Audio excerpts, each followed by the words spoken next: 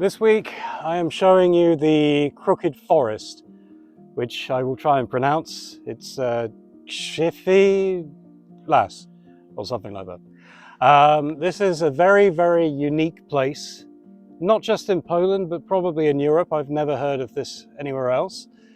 The trees are all bent in a very weird way, and they all face the same direction. They face true north, so it's very interesting. So this area is very close to Szczecin, so in the western Pomeranian voivodeship. And there are a lot of theories as to why the trees are shaped like this. You can break them down into 3 tiers. You have some guy did it for a laugh. Well, so humans did it. Maybe it was intentional, maybe it's an attraction, maybe it's a result of some kind of farming process. Maybe it's some bizarre natural phenomenon that we're not sure of. Or maybe aliens did it. My favorite is the aliens because it's always a good one.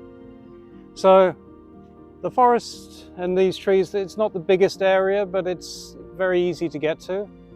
And I think as this will be quite a short video for just this forest, we'll also take you to this wonderful lake, which is not too far away either. So please do enjoy a nice little nature special. Please stay tuned. Dzień dobry and welcome to A Brit in Poland.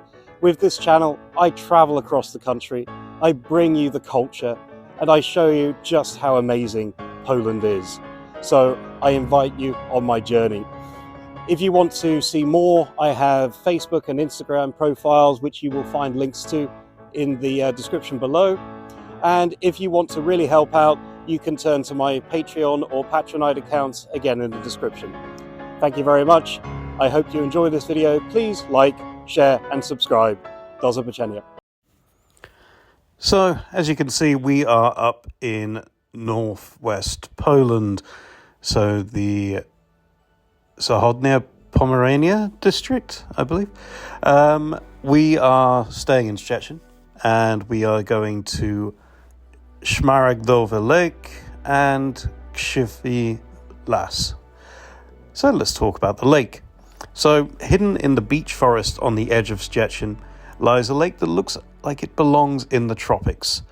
Szmaragdowe, or the Emerald Lake, wasn't carved by glaciers or rivers, but by a flooded chalk mine back in 1925. The water's vivid turquoise comes from minerals in the old marl deposits, scattering sunlight into shades of green and blue. Local legend claims the mine's guardian spirit, the Skarbnik, drowned the tunnels in anger when his treasure was disturbed. Whether science or myth, today the lake has become one of Szczecin's most beautiful escapes. A place where industry collapsed and nature painted over it in emerald. You also find a few fish in the lake, such as the European weatherfish, spined loach, Amur bitterling, and swamp minnow. So, yeah, these are fish that thrive in mineral-rich environments, clear, fresh water systems. And you can see them lovely. You can get some really good views of the fish when you are, by the lakeside. So it's a lovely little escape from Szczecin, not too far away. I think did we get a tram there? I think we may have got a tram, or maybe a small train. I forget now. But it's easy to get to. And yeah, okay, a lot of views of this lake, but what's great about it is you can walk pretty much all the way around. There's a nice wooded path which allows you, pretty good access, actually. There is a larger trail connected with the lake as well. We didn't quite have time to follow all of that trail, but we did explore a bit. So we ran into some old abandoned buildings which are decorated, shall we say. And we also encountered, a nice kind of bonfire area where you can imagine the locals must come quite a lot to have a nice fire. And there was this wonderful view of Szczecin, because you're up in the hills a little bit here. And we basically carried on until we took a train to get to the Crooked Forest. So let me tell you about the Crooked Forest, which is quite a marvel. So just outside the town of Gryfino, a small grove hides one of Poland's strangest mysteries. Around 400 Scott pines, all planted in the 1930s. They bend sharply near the base before straightening skyward, as if it's frozen mid-dance. Why they look this way remains unsolved. Some believe foresters deliberately shape the trunks to harvest curved timber for boats or sleds, a project cut short by the war. Others argue it was snow or some quirk of the environment, but none of the theories are conclusive. The Crooked Forest stands as a reminder that not all landscapes offer us answers. Sometimes they leave us with questions carved into the very wood. Yeah, so this was the nice little summary.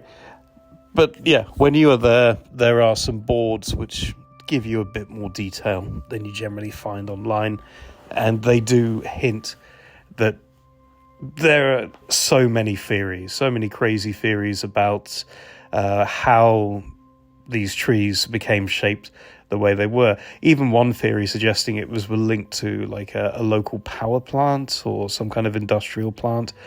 But yeah, the most likely theory is definitely that it was kind of man-made, which is a bit boring. As I said in the introduction, I would love it if aliens were involved, but I don't see the logic unless they got really, really bored one day.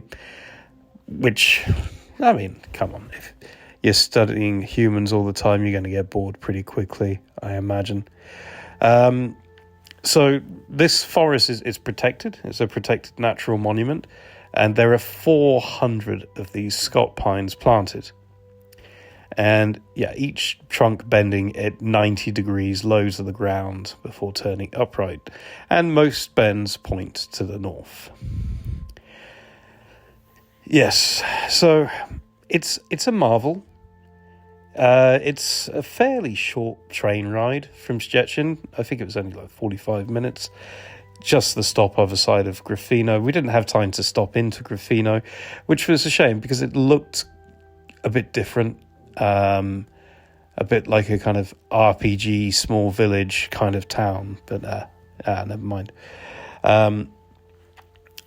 This site is completely free to get into. In fact, there wasn't even a gift shop. I was kind of disappointed because I was hoping to get like a fridge magnet, to commemorate my visits to this particular forest. And I couldn't find one in Szczecin from what I remember that was specific to this, but I'm sure you can get them somewhere. I know you can buy fridge magnets and things online, but it doesn't really feel the same unless you buy them in the shop. Being honest, though, this is a very small area, and when we were there were quite a few other tourists. It wasn't like overly crowded, but I think there was certainly some Americans there and some other groups.